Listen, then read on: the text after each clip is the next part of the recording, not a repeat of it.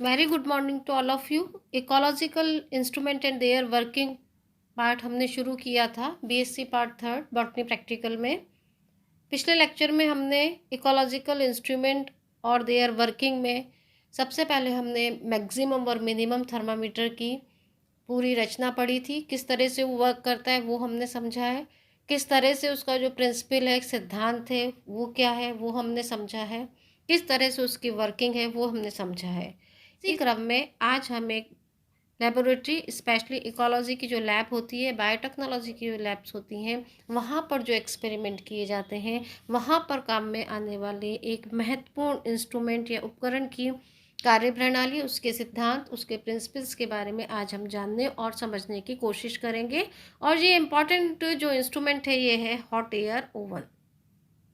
Hot air oven, जैसा कि नाम से ही आपको लग रहा होगा कि ये जो ओवन होता है इसमें जो है गर्म हवा के माध्यम से जो है कार्य होता है। और बेसिकली गर्म हवा के उपयोग से जो है जितने भी इसमें कोई भी हम ग्लासवेयर रख रहे हैं उनको स्टेरिलाइजेशन इनका किया जाता है। तो हॉट एयर ओवन जो होता है वो इकोलॉजिकल जो लैब्स होती हैं उनमें एक महत्वपूर्ण भूमिका रखता है। इकोलॉजी के साथ साथ बायोटेक्नोलॉजी के जब हम एक्सपेरिमेंट करते हैं तब भी जो है हॉट एयर ओवन हमें ज़रूरत पड़ती है, क्योंकि बायोटेक्नोलॉजी में जितने भी एक्सपेरिमेंट लगभग किए जाते हैं सभी में हमें स्टेरिलाइजेशन की ज़रूरत होती है और स्टेरिलाइजेशन करने में हॉट एयर ओवन का उपयोग किया जाता है। तो ये जो आज हम इंस्ट्रूमेंट के बारे में जान रहे हैं और समझ रहे हैं, इसको जैसा कि मैंने आपको पहले भी लेक्चर में बताया है कि जब हम प्रैक्टिकल करते हैं, स्पेशली इंस्ट्रूमेंट की और उनकी वर्किंग की बात की जाती है, तो उन्हें एक हमें क्रमबद्ध रूप में लिखना होता है अपने फाइल और रिकॉर्ड में। जब हमने पहले पिछला लेक्चर पढ़ा था मैक्सिमम मिनिमम थर्मोमीटर के बारे में, तो उसमें मैंने आपको सारे स्टेप बताए थे कि किस तरह से हमें अपनी फाइल में या रिकॉर्ड में जो है स्टेप वाइज काम करना है। तो उन्हीं स्टेप्स को फॉलो करते हुए आज हम इस महत्वपूर्ण इंस्ट्रूमेंट या उपकरण की बात करेंगे और ये है hot air oven. Hot air oven सबसे पहले, जैसा कि मैंने बताया, कि स्टेरिलाइजेशन के काम में आता है। तो सबसे पहले हमें जो है हॉट एयर ओवन क्या होता है, इसको हम परिभाषित कैसे करेंगे, समझेंगे कैसे कि हम किस उपकरण को हॉट एयर ओवन कहेंगे। तो हॉट एयर ओवन जो होता है, इस उपकरण द्वारा कांच की बनी हुई वस्तुएं जैसे परख नलियाँ, petri plate, beaker, flask, pipette आदि जितने भी चीज़ें होती हैं उनको जो है स्टेरिलाइज किया जाता है। इस तरह का आपको एक बेसिक सी स्ट्रक्चर आपको हॉट एयर ओवन की दिखाई यहाँ पर दे रही है। और भी इसमें साइज और शेप हो सकते हैं, कलर अलग हो सकता है। ये एक बेसिक सी स्ट्रक्चर है हॉट एयर ओवन की। अब ओवन हम क्यों कहेंगे, क्योंकि इसमें हम क्या कर रहे हैं, स्पेशली ग्लास की बनी वस्तुएं जितनी होती हैं, जैसे टेस्ट ट्यूब्स हैं, पेट्री प्लेट्स हैं, बीकर हैं, फ्लास्क हैं, इन सबको स्टेरिलाइज करने का काम जो है इस हॉट एयर ओवन में किया जाता है। अब यहाँ पर आप पूछ सकते हैं कि स्टेरिलाइजेशन क्या होता है। स्टेरिलाइजेशन क्या होता है, निर्जमीकरण, यानी कि किसी भी चीज़ को काम में लेने से पहले हम उसमें जो माइक्रोब्स हैं उनको हटा दें, बिल्कुल उनको जो है हम क्लीन कर लें, किसी भी तरह का इन्फेक्शन पैदा करने वाले ऑर्गेनिज्म उस पर ना रहें। तो इस प्रक्रिया को हम क्या कहते हैं, स्टेरिलाइजेशन कहते हैं। अब स्टेरिलाइजेशन आपने देखा होगा कि हॉस्पिटल्स वगैरह में भी जब हम जाते हैं तो जब सिरिंज वगैरह लगती हैं तो उनको स्टेरिलाइज किया जाता है, तो वो वहाँ पर गर्म पानी में करते हैं, ओवन का भी काम में कई बार लेते हैं। लेकिन यहाँ पर हम किसकी बात कर रहे हैं, हॉट एयर ओवन की। तो हम जितने भी अपने एक्सपेरिमेंट में टेस्ट ट्यूब काम में लेंगे, पेट्री प्लेट्स काम में लेंगे, या ग्लासवेयर जो भी हम काम में लेते हैं, तो उसको स्टेरिलाइज करने के लिए हम किसको काम में लेते हैं, हॉट एयर ओवन को। तो ये एक बेसिक स्ट्रक्चर आपको यहाँ पर हॉट एयर ओवन की दिखाई दे रही है। अब इसका प्रिंसिपल क्या होता है, जैसा कि मैंने पहले वाले लेक्चर में आपको बताया है कि हमें स्टेप वाइज रिकॉर्ड या फाइल में लिखना होता है। तो सबसे पहले हमने एम लिख लिया, व्हाट इज ओवन, वो हमने समझ लिया। अब इसके बाद इसका प्रिंसिपल क्या होता है। कोई भी इंस्ट्रूमेंट जो होता है वो एक प्रिंसिपल पर या सिद्धांत पर काम करता है।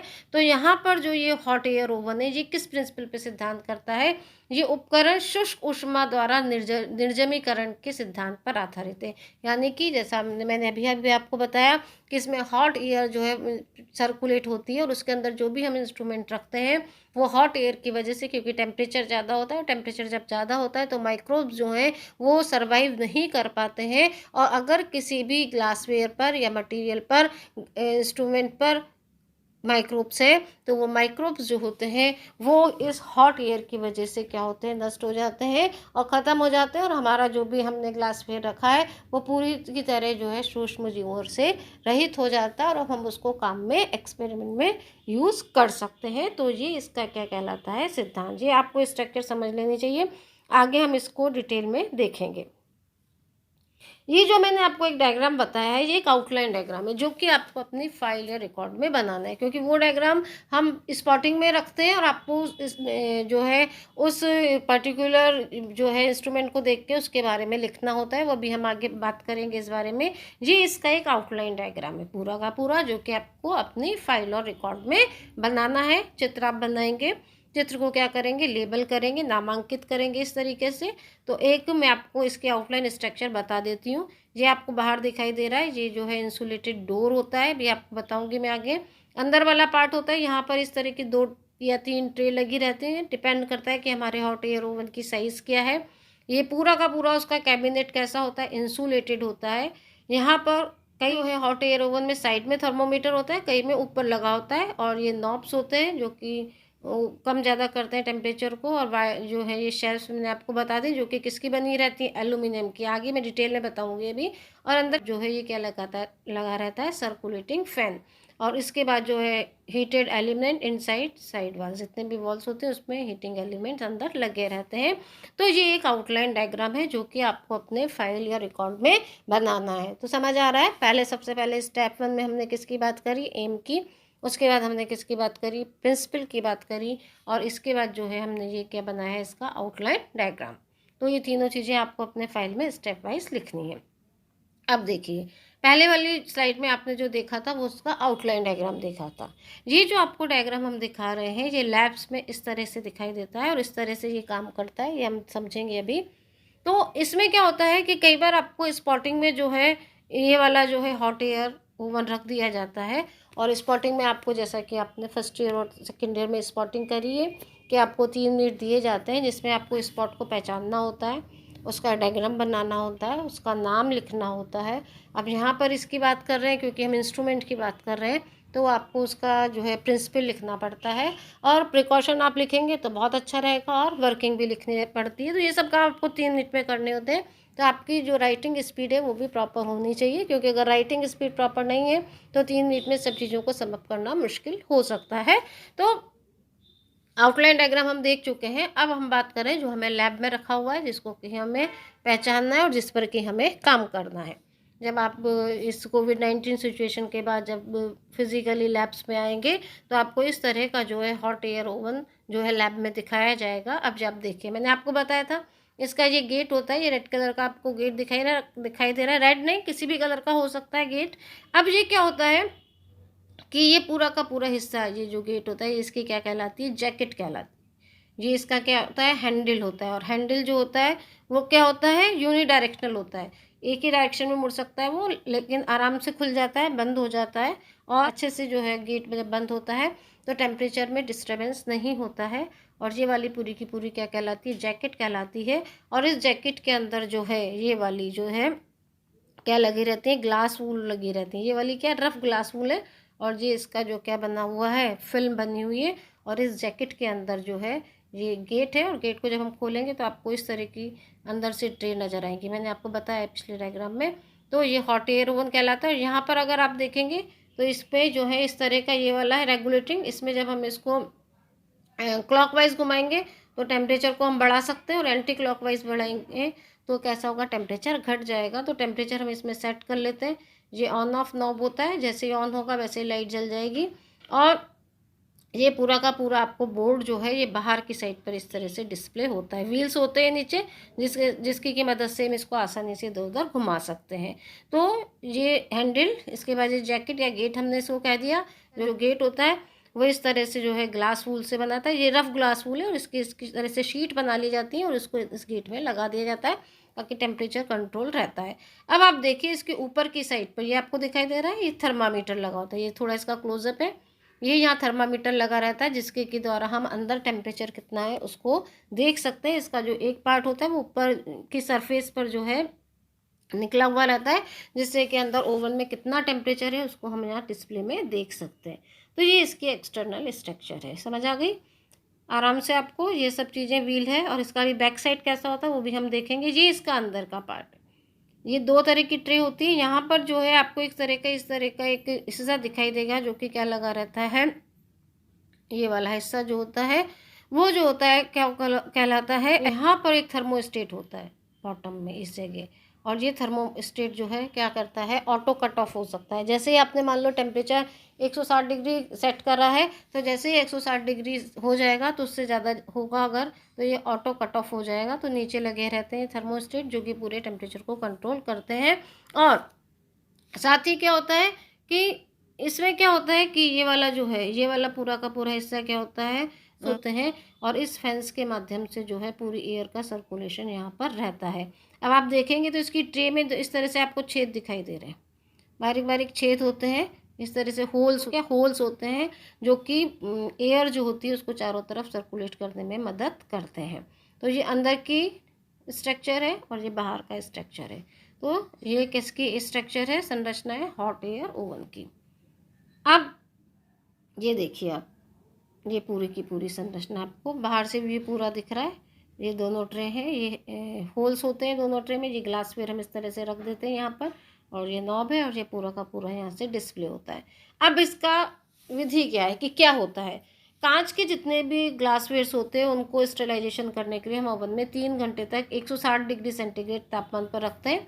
और कई बार जो है क्या होता है कि स्टेरिलाइजेशन के लिए हम इस ग्लासवेयर को जो है एल्युमिनियम फॉइल में भी रख देते हैं। गेट बंद कर दें और जितना हमें टेम्परेचर सेट करना है कर दें, और जब वो टाइम पूरा हो जाएगा 1 घंटा या 2 घंटा जितने भी हमने सेट करा है, अलग अलग टेम्परेचर पर जो है अलग अलग टाइम सेट किया जाता है। वो आगे वाली टेबल में हम देखेंगे कि अगर इतने टेम्परेचर पर हमने रखा है तो कितने घंटे में स्टेरिलाइजेशन होगा। वो टेबल आपको लर्न करनी है और वो आपको पता होना चाहिए कि अगर हमने 170 डिग्री टेम्परेचर करा है तो स्टेरिलाइजेशन के लिए टाइम कितना होगा। 150 डिग्री सेंटीग्रेड अगर हमने ओवन का टेम्परेचर सेट किया है तो कितने घंटे में स्टेरिलाइजेशन होगा।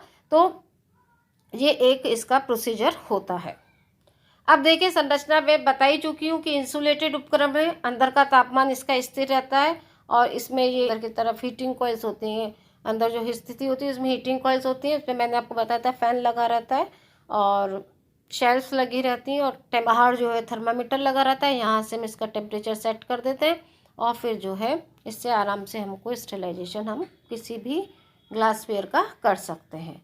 अब देखिए जो मैंने आपको जिस टेबल की बात की जाती है, अब देखिए जिस टेबल की मैंने आपको बात की थी कि ये टेबल आपको याद होनी चाहिए। अगर टेम्परेचर 120 डिग्री सेंटीग्रेड है तो 480 मिनट जो है हमें उसको स्टेरिलाइजेशन के लिए देने पड़ेंगे।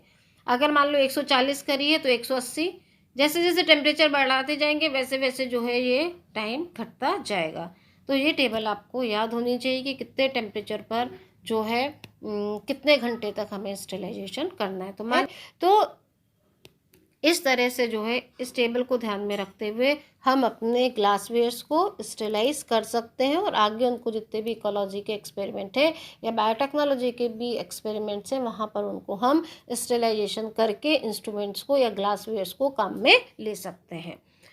अब क्या होता है कि अब इसमें क्या था, कई बार किसी चीज़ का हमें ड्राई वेट निकालना है तो ड्राई वेट को करने के लिए क्या कर लेते हैं, उसके लिए भी हम इसको काम में ले सकते हैं। पहले तो हम जो है ताज़ा जो फ्रेश मटेरियल है उसका वेट ले लें, फिर उसको ड्राई कर लें और उसमें जो है W1 - W2 कर दें तो हमें जो है पदार्थ में उपस्थित वाटर कंटेंट निकल जाएगा। ये मैंने आपको एक एग्जांपल दिया है समझाने के लिए कि किस तरह से आप इसको यूज़ में कर सकते हैं अदर देन स्टेरिलाइजेशन के, हम वाटर कंटेंट भी हम इससे निकाल सकते हैं। तो this is all about the hot air oven, जो कि नॉर्मली इकोलॉजी की लैब में या इकोलॉजी के एक्सपेरिमेंट्स में काम में आता है, बायोटेक्नोलॉजी में काम में आता है।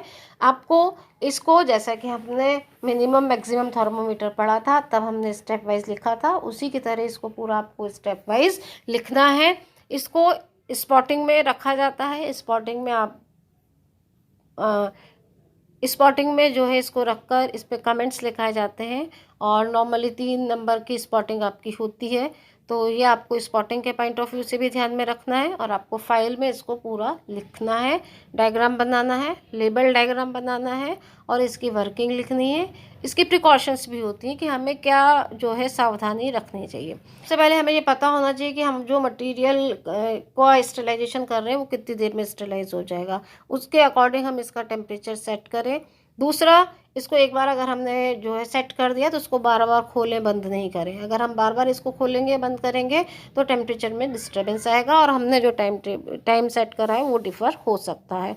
तो बेसिक हमें प्रिकॉशंस भी इसमें रखनी होती हैं जब हम इस हॉट एयर ओवन को हम काम में लेते हैं। तो this is all about the hot air oven. Thank you so much.